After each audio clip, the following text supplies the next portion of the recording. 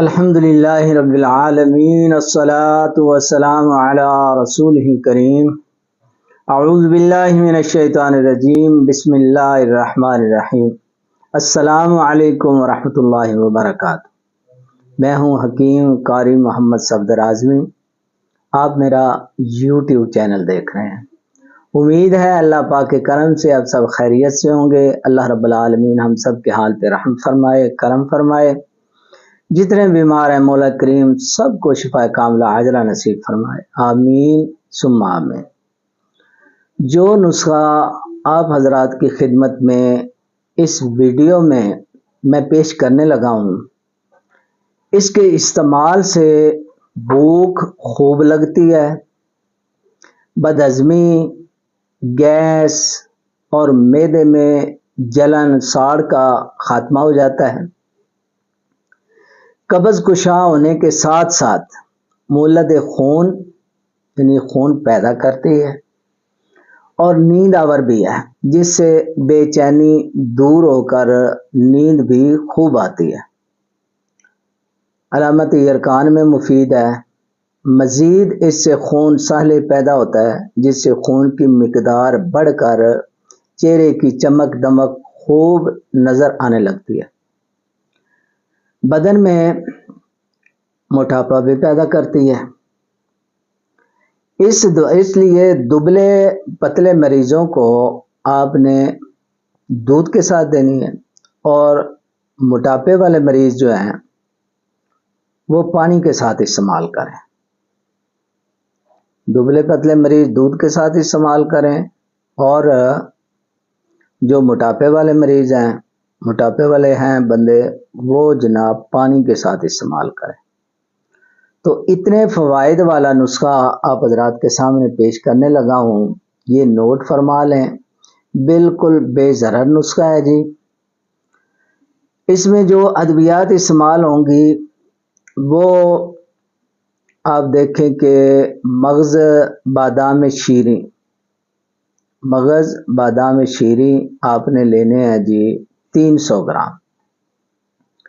مربع آملہ جو ہے اس کا پوست 1 کلو لینا ہے، یعنی آملے کا مربع لے کے اس کے اندر سے گٹھلیاں نکال دینی ہیں۔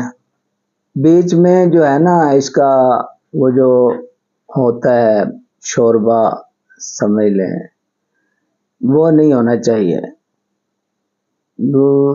آج کل اصل میں مربع بناتے ہیں جو چینی بھی ڈالتے ہیں اور ساتھ میں گلوکوز لیکوئڈ ڈال لیتے ہیں، اور اس کی گریوٹی گاڑھا کرنے کے لیے تو اس کو اس لیول کا نہیں ہوتا جیسے پہلے ہوتا تھا، بہت پہلے۔ بہتر یہی ہے کہ اس کو دھو لیں پہلے مربے کو، یعنی شیرہ جو ہے وہ سارا نکال دیں اور اس کو دھو لیں یا اچھی طرح نچوڑ لیں، شیرہ نکال دیں، ٹھیک ہے۔ اس کو پھر کاٹ کے اس کی گٹھلیاں نکال دیں، جو باقی رہ جائے گا نا وہی پوست ہے اس کا۔ 1 کلو آپ نے وہ لینا ہے جی آملے کا مربے کا پوست، اوپر والا ہے، گٹھلیاں نکال کے، ٹھیک ہو گیا۔ ملٹھی لے کے اس کا نہایت باریک جو ہے نا کپڑ چھان کر کے سفوف لینا ہے آپ نے، اور مگا اس کا سفوف اور پتری فولاد جو ہے، یہ تینوں چیزیں جو ہیں مگ، پتری فولاد اور ملٹھی کا آٹا، یہ لینا ہے آپ نے 25 گرام ساری چیزیں، اور نمک سیاہ جو ہے یہ صرف 5 گرام آپ نے ڈالنا ہے، ٹھیک ہو گیا۔ یہ ساری چیزوں کو آپ نے پاؤڈر بنا لینا ہے، سوائے مربے کے۔ مربع آملہ جو ہے اس کو چھوڑ کے باقی بادام کو بھی باریک کر لینا ہے، ملٹھی ویسے باریک بتائیے، مگا جو ہے وہ بھی، اور پتری فولاد کو بھی رگڑ کے، نمک سیاہ بھی، ان سب کا آپ نے پاؤڈر بنا کے، اور جو مربع آملہ ہے اس کو الگ سے آپ نے کوٹ لینا ہے اچھی طرح، نہایت باریک کوٹ کے، پھر یہ دونوں چیزیں جو ہیں وہ سفوف دوائیوں والا بھی اور مربع آملہ والا بھی، ان کو اچھی طرح آپ نے حل کرنا ہے۔ حل رگڑ کے کر لیں، گرینڈر میں ڈال کے گرینڈ کر لیں، ٹھیک ہے۔ یہ جو گھروں میں جگ ہوتا ہے جوسر والا، اس میں ڈال کے تھوڑا تھوڑا اس کو اچھی طرح گرینڈ کر لیں، مکس کر لیں، اس میں اچھا مکس ہو جائے گا۔ اچھا، جب یہ چیزیں مل جائیں تو آخر پہ اب آپ نے 1 کلو شہد جو ہے اس میں حل کر لینا ہے۔ وہ چاہے کسی برتن میں ڈال کے شہد کو اس کے ساتھ چمچ کے ساتھ چمچے کے ساتھ حل کر لیں اچھی طرح، یا اس کو 2 گیڑے دے لیں اس میں گرینڈر میں ڈال کے، تب بھی کوئی مسئلہ نہیں ہے۔